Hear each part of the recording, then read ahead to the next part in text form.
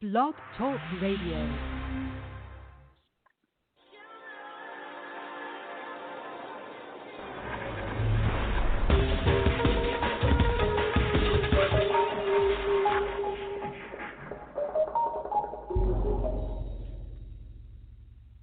Hello, everyone, and welcome to my show. I'm your host, Diana Veloros, award-winning and best-selling author, Fahrenheit, The Journey of Transformation, and The White Within. You can find out more about me on my website, dianaveloros.com, as well as the What Today's podcast and the past podcast full of useful tools to change your life and to give you information about anything that you're facing at the moment from real people and true stories.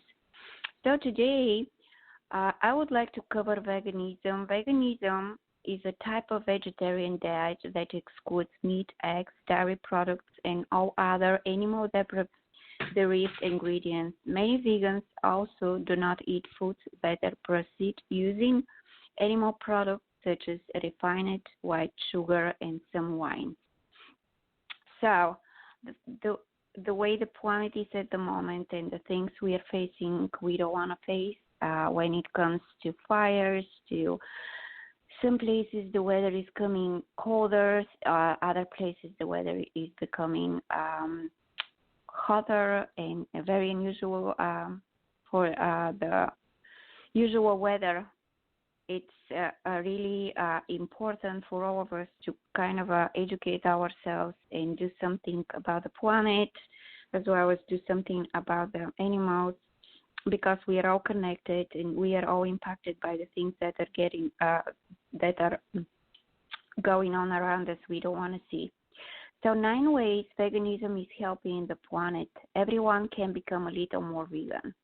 This past Sunday was World Vegan Day, so it's time once again to recall all the ways that going vegan can save the world. This is an article I found on internet. So, and I'm going to post the links after I finish the show, and I'm going to comment and give you some information since I'm a vegan and I feel amazing and I feel healthy and I feel like I've never felt before. And for the women who are listening, I need to tell you that this changes the way you walk and impacts your skin also, because meat is not healthy and it's not good for us, and people are not created to eat meat. Veganism combats world hunger. A lot of the food that's growing in the world isn't being eaten by humans. In fact, 70% of the grain grown in the U.S. feeds livestock, and globally 83% of the farmland is set aside to raise animals. It is estimated that 700 million tons of food that could be consumed by humans goes to livestock each year. While meat is calorically dense than plants, more aggregated calories and more diverse nutrient profiles could be produced if that land was dedicated to various plants. Plus, all the deforestation, overfishing, and pollution caused by meat and fish industry limits the overall capacity of the earth to produce food. If more farmland was used to grow crops for humans, then more people could be fed at less of an expense to the planet. This understanding is becoming more urgent as the global population is expected to surpass 9.1 billion by 2050. There is simply not enough land on the planet to raise enough meat to feed everyone. The average American diet, nor can Earth cope with the pollution this would cause. It conserves water. Hundreds of millions of people around the world don't have access to clean water. Many more people struggle with periodic water scarcity, sometimes because of drought and sometimes because of mismanagement of water sources. Livestock guzzle from fresh water than just about anything else. They're also one of the biggest polluters of fresh water. The more livestock the world replaces with plants, the more water there will be to the ground. It takes 100 to 200 times more water to raise a pound of beef than it does to raise a pound of plant foods. As my colleague Megan recently noted, cutting down on just the kilo of beef saves 15,000 liters of water, and replacing a roast chicken with a hearty veggie stew or bean stew, which has similar protein levels, saves 4.325 liters of water. It cleans the soil. Similar to how livestock pollute water, they also erode and weaken the soil. This is partially because raising livestock usually leads to deforestation, which clears huge swaths of land of the different elements such as trees that provide nutrients and resilience to make room for the livestock to roam. The world loses roughly the size of Panama each year to deforestation, which also accelerates climate change to restore carbon. Rising a diversity of plants instead of nourishes soil and leads to long-term resilience. A vegan diet reduces energy consumption. Raising livestock costs a lot of energy. This is due to the wide range of factors, including it takes a long time to raise animals. They consume a lot of food that was cultivated on land that could have been put to other use. Meat products need to be shipped and refrigerated, and meat takes a long time to process from slaughterhouse to kitchen table. Plant-based proteins, meanwhile, can be raised with 8 times less energy costs than meat-based proteins. It even purifies the air. All the livestock in the world cause more air pollution than all the cars, buses, planes, ships, and other modes of transportation in the world combined. Plants cleanse the air. A vegan diet will make you more healthy. All the nutrients you need and probably don't get enough of any provided by vegan diet, fresh vegetables, fruits, and other vegan staples are teeming with nutrients that meat just doesn't provide. You can get all the protein you need from peanut butter, quinoa, lentils, beans, and much, much more. The World Health Organization just released a report further outlining the increased risks of colorectal cancer from regular red meat and processed meat consumption. This is one of the top existing concerns about heart disease, stroke, and other health complications. A lot of people have diets that are extraordinarily high in processed food that contain added sugar, preservatives, chemicals, and other ingredients that can impede your health, make you feel sluggish on a daily basis, and lead to long-term health problems. A lot of the time, meat is the center of this diet. Of course, vegans can have a highly processed and healthy diet, but going vegan forces you to actively consider the ingredients of foods you're consuming. This daily consideration will most likely over time lead to a fresher, more nutrient-rich diet. It's really amazing how much better you feel when you eat healthy. Try it if you don't believe it. It is delicious and not as hard as you think. The most common critique I have heard leveled against veganism is that it forces you to retire your taste buds in your free time, because meat is superior in taste and it's easier to make. While taste is subjective and a lot of people need their chicken wings on Sunday, I would argue that overreaction to veganism is based more on cultural education than actual compositions. Vegetables are delicious. They're flavorful when cooked properly. Fruits are delicious. Walnuts, almonds, cashews, peanuts, delicious. Quinoa, delicious. Nearly all the foods in a vegan diet are super delicious, and the recipes are very easy to find. And this is absolutely true, because some of the recipes, since I'm from Eastern Europe, from Bulgaria, actually I turned these recipes into vegan. I'm sorry.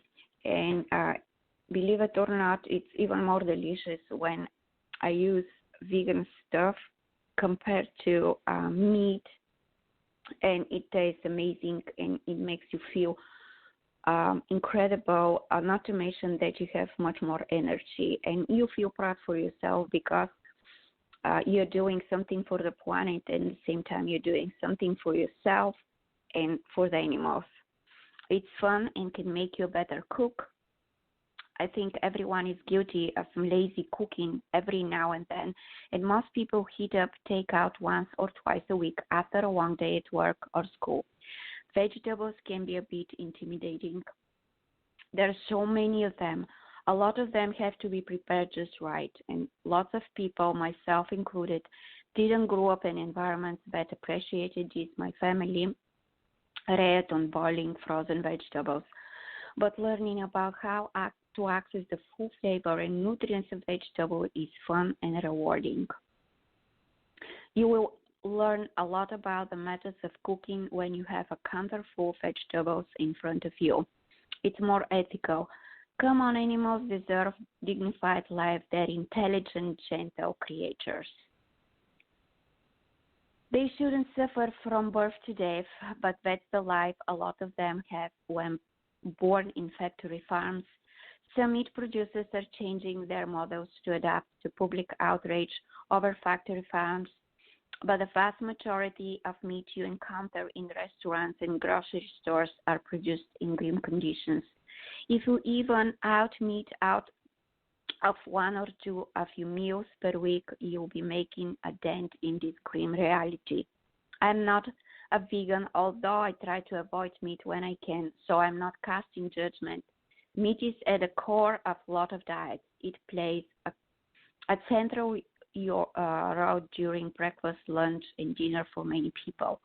It is on the menu of nearly every restaurant. It's everywhere in the supermarkets. You can even toss a lot of meat products right into the microwave.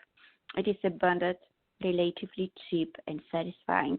But it is putting a major strain on the planet, especially as Western meat-heavy diets and being adopted by emerging middle class around the world. And it's unhealthy. And the meat industry is all too often unethical. Basically, the non-vegans out there, me included, should go vegan or at least become more vegan than already are. So this is the reality. If you want to make a difference in the world, if you want to make a difference in your life, if you want to feel healthy, if you want to feel if you want to feel like you're doing something about the planet and kind of change your life, you can always try vegan.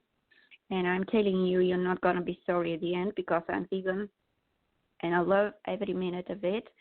And I'm not missing anything. And I can tell you there is everything what you want in a vegan version, even meat, salami, smoked salami, smoked Gouda, all kinds of cheese right now, everything what you want, and the taste is even better. And you will feel better for yourself because you're doing something about the planet, you're changing things, you're helping, and you definitely care about the planet. So here is another article here. It's called The 14 Things You Need to Know Before You Go Vegan. So I think this is important to cover. And I know it's not very easy, but once you try and everything is in your head, you need to just start thinking about how much difference you're going to make in your life, health-wise, and in the life of others, and how many animals are not going to die, because I'm telling you, animals are not here to serve us. Animals are not here to be mistreated, and you will feel better that you're doing something about it, not to mention that this is going to help you bring love back into your life, and you are going to feel even more confident, and you are going to love things, everything around you, and admire everything around you as once you become vegan. You just need to set a goal and say, hey, next year I'm going to become a vegan, and it doesn't have to be right away vegan. In my case, I became a vegetarian, and then I became a vegan. And it wasn't hard decision to make, and it wasn't hard transformation because I took slow steps toward veganism, and it's easy one because you kind of used to it, and you love the way you feel, the way you look, and you don't need Botox, you don't need anything to look good, especially for women. And if you want to look good, this is one way to go, and you're not missing anything because again, meat is not good for you. The environmental, health, and ethical benefits of veganism are beyond doubt. But what if you feel a bit intimidated by the idea some experts offer their advice? More and more of us are going vegan. The environmental and ethical case for a diet free of all animal products, including meat, fish, dairy, and eggs, is compelling. According to research from the University of Oxford, going vegan is the single biggest way to reduce your impact on the planet. And that is before you consider the ethical arguments against eating industrial farmed animals, which have applying quality of life and often pumped full of powerful antibiotics that may pose a risk to human health. But if you are a lifelong meat eater, it's hard to know where to start. We asked some leading vegans for their advice for adults who want to make the transition. Should you jump right in, or it's better to dip your toe into a plant-based diet first? I don't think there is a right answer about whether to do it immediately or not, says Henry Firth, one half of the vegan social media sensation Bosch. It's about what's right for you and what's sustainable for your lifestyle. Some experts suggest easing into veganism via sightseeing tour as the worth of veganism, while others favor going cold tofu. Katy Bethler, longtime vegan and author of 3 best-selling cookbooks, suggests a gradual approach. The availability of vegan products means you can do it so much more easily than before. My advice is to replace products in your diet with alternatives step by step, be it milk, mayonnaise, or yogurt. That way you won't see a difference, and I can tell you won't see a difference. I have a cashew yogurt, which is amazing. I have soy milk. I have coconut milk. I have everything. And it's incredible. It tastes amazing, and the taste with the time kind of changes, and you kind of used to it to these days, and you love it so much, and you don't see a difference. So it's not very difficult to make this transformation. You just need to be persistent. You don't have to give up, and once you decide to become a vegan, but you need to, again, set a goal to become a vegan, and everything is in your head again. That's how it works. Once you set a goal and say next year I'm going to become vegan, or next year I'm going to become vegetarian, and slowly I'm going to become vegan, things start to work out. How to deal with negative response from meat-loving family and friends. This is a huge issue since I'm from Bulgaria, and the Bulgarians are extremely, extremely disappointed and extremely judgmental when it comes to somebody from Bulgaria becoming a vegan and their feta cheese. And it's your decision. It's my decision. We shouldn't be judged based on what we feel is good for us and what we are doing, because this is our own business. What we do for us, it doesn't have to do anything with the people around us. And people are going to judge you anyway. It doesn't matter if you're a vegan or not vegan. They're going to always find a way to judge you, because this is like a virus that has been going on for quite a while. And people feel good for themselves when they judge somebody instead of fixing their own faults. It kind of takes their attention from the things they need to work on in their life, and it doesn't do anything because in their garden doesn't grow anything. It's just it's like a gray existence, and then they'll realize it. In order to realize it, they need to start thinking about it, and thinking. Some people, most of the people, even though hate to think, They like to live like on the autopilot. They want things to happen to them, and they kind of live the life like everybody else, and they think that if everybody outside live life the same way, they're not going to be judged, or they're not going to feel different, because it's really scary to be different. Believe it or not, being different is a good thing, because you're being yourself, and by being yourself, you are being happy.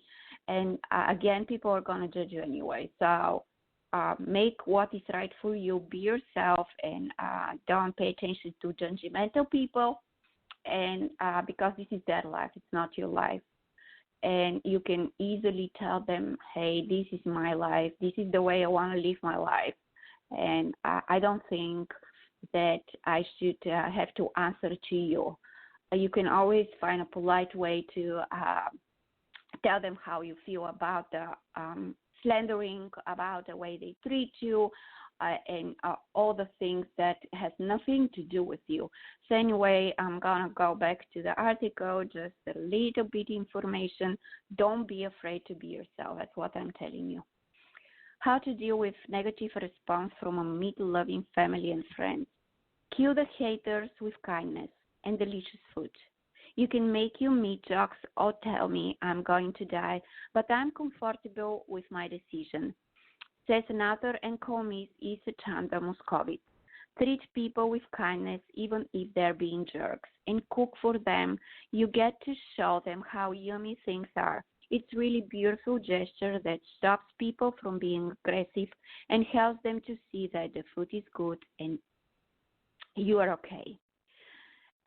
Be empathetic towards people expressing negative attitudes. I can understand when people have some negativity towards veganism, because I was in the position once, says the YouTuber chief and author Gus Oakley. It was just fear of unknown and not being educated on the matter. Treat such encounters as a teaching opportunity, but don't lecture people. If I'm at the party and someone makes a little dig about veganism, it's just about educating them and making them feel at ease. Say stuff such as, I never thought I would be a vegan until I saw this or found out this. Don't be judgmental or argue back. Just try to educate them as best as you can. Humor helps. I remember doing a TV program once where someone asked me, how bad are your farts because you're vegan? Says the poet, actor, and musician Benjamin Zeffin. I said, you farts smell of that rotting flesh. My farts smell like broccoli. Don't worry about mine. Men think about yours. This is just a joke, I guess, in the article, but, again, people are going to judge you anyway, so do what is best for you. How do I make sure I'm getting enough protein? It's the only time people ever ask you about protein when you go vegan. Pesco says protein deficiency is a really rare thing in the Western world. It's just about combining proteins such as beans, pulse seeds, and nuts. It sounds if we're eating rabbit food, but you're not. You can just sprinkle a handful of toasted pine nuts over some pasta or add can of beans into your chili. Heather Russell, a registered dietitian at the Vegan Society, says there is no cause for concern. A common myth is that it's difficult to get protein from plant foods. In reality, they can provide all the essential protein building blocks that are all amino acids. Good sources include beans, lentils, chickpeas, soy products, peanut butter, cashew nuts, and pumpkin seeds. What about the vitamins and minerals? If you're going vegan, it's important to make sure you get enough vitamin B12, commonly found in meat, eggs, and fish. As without it, you will feel exhausted and weak. You can get B12 from fortified foods, including dairy alternatives, breakfast cereal, dairy-free spread, and yeast extract. Says Russell, alternatively, you can take B12 supplement, which you can buy in most pharmacies and healthy food stores.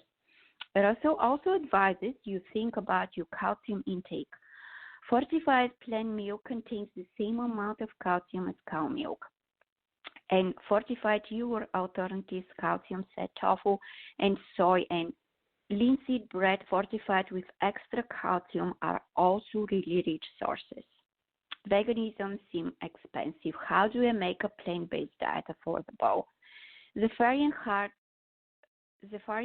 hears this a lot. I speak to single parents who say, when I'm going down to the supermarket, you think I've got time to go and nip into a health food store and read all the labels.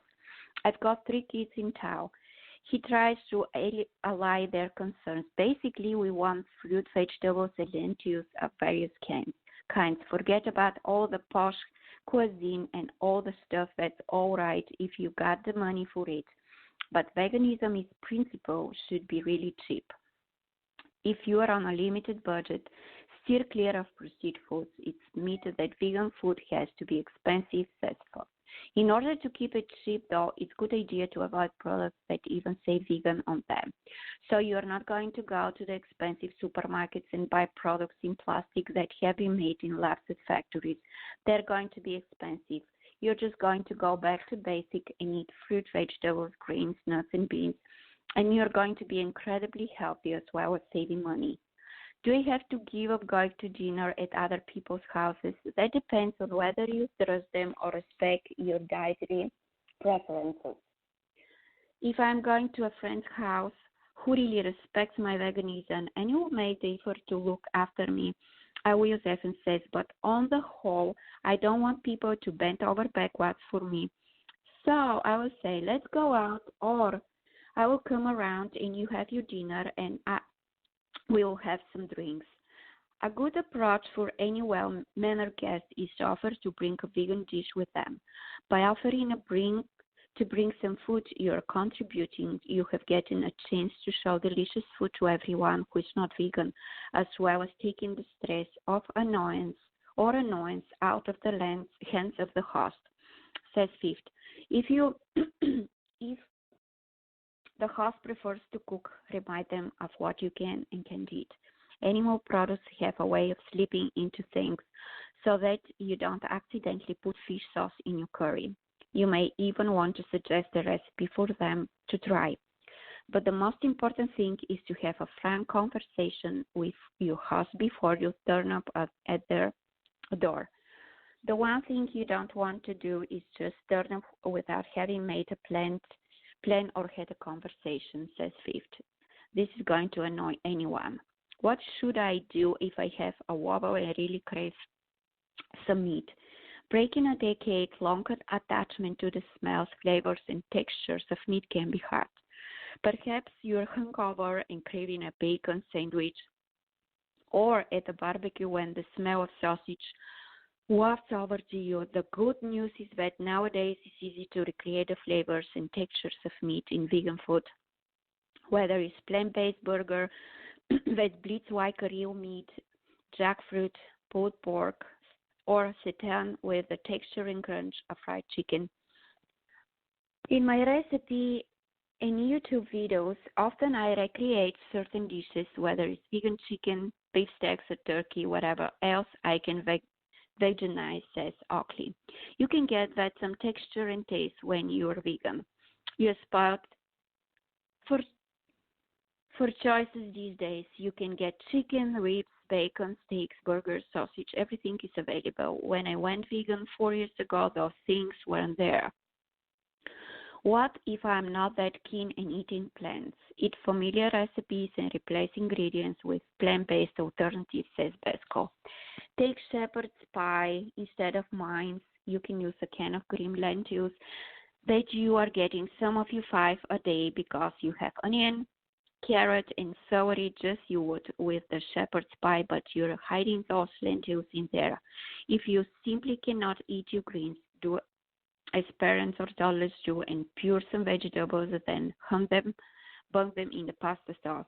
But you're going to have to get over your vegetable phobia at some time. Vegan or not, you should be working vegetables into your life. I don't know if it's a good to say I don't like any vegetables, so I can't go vegan. You're going to have trouble actually living.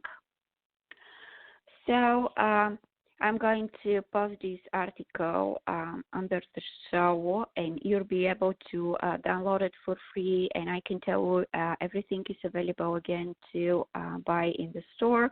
When it comes to imitation of a pork.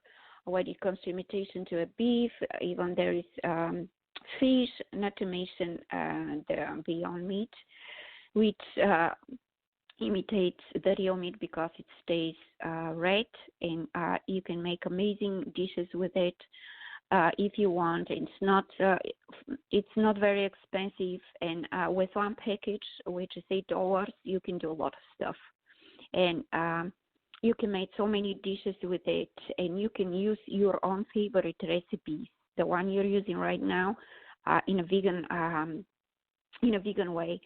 So if you want to do it, you can do it. I can tell you that for sure because I wasn't born vegan, and I was born in a country where meat was always on the table, and people love meat, and people feel like they're gonna die without meat. Believe me, you're not gonna die.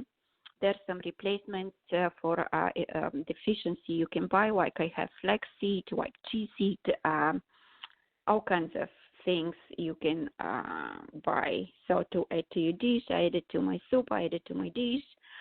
Every time I add it to my yogurt, and I eat a lot of stuff that is helping me not to feel a deficiency of this in my daily life. I eat a lot of nuts. I even eat more nuts than before, and again, it helps me feel good, look good. And a lot of people think I'm using Botox. This is absolutely not true because I'm going to tell you I hate needles more than anything in the world. So, this is something that is going to make a difference in your life. It's going to make a difference in the life of the animals, and it's going to help save the planet. And if you're concerned about the planet, and if you're concerned about animals who are treated in horrible, horrible ways in the factories, and it's just, I don't want to go there. It's terrible, and a human being shouldn't be capable of treating anything like this, like the animals are treated. And I'm sure that if you go and watch some YouTube videos, and there is so much information there, if you're interested to help the animals build a healthy life, look good, feel good for yourself, this is the way to do it. And again, I'm absolutely sure you can do it. And not to mention that you're going to become more loving, more compassionate, less judgmental towards other people, because this is, again, it's like a virus, and it's not good for your life, and it's not good for other people. And it's going to make you, again, more loving, more compassionate, and more kind, something that we are missing in this world. And that's why we are facing the things we are facing right now, and we kind of refuse to open our eyes, open our hearts, and start doing something about it, because we find it easy to do the same thing every day. We don't just want to try something new. It's like something very scary, and believe it or not, it's not scary. It's amazing if you're willing to do something good for the planet, and do something good for others and teach others. And it can become a chain reaction, because once you see how you feel and who you are and what you do, people start changing themselves and see that it's not that scary. And the planet needs us more than ever right now. And what we are doing to the planet, it's absolutely, absolutely horrible. And let's not forget that we are visitors here for a short time. We are not going to live forever, and this planet is given to us to enjoy, and to the little time we have on this planet, it's not given to destroy. So I have free consultations on my website, dianaveloros.com. If you have any questions, if you have any concerns, if you want to become a vegan, if you want to get in touch with me, please do so. And I'm going to try to create a free webinar where we're going to talk about veganism, and I'll be more than happy to hear your concerns about veganism, and why do you think veganism is not going to do anything good for you, or you feel like this is going to impact your health. And I can tell you that meat is absolutely impacting your health, and it's causing you all the things you don't want to experience, and going to a hospitals and paying these expensive bills. You don't want to do that. If you love yourself and want to take care for yourself, veganism is a great way. So thank you so much for being with me. This show is available to download for free on Blog Talk Radio, iTunes, and please subscribe on my Blog Talk Radio. The only thing you need to do is go to my profile, click subscribe, let me know, comment below the episodes, and I'll be more than happy to answer your questions, cover the topics you wish to be covered, and find the experts exactly on the topic you're interested in, and give you information as well, or give you opportunity to call. And I would love to see more people calling, because this is going to help me understand what exactly you need. Thank you so much. Be love, be compassion, be kind. This word need this more than ever. And stop judging people, start helping people, because we are all the same. Thank you so much. Have a wonderful weekend. Thank you for being with me. I hope this is going to help you make a difference in your life. Love to all.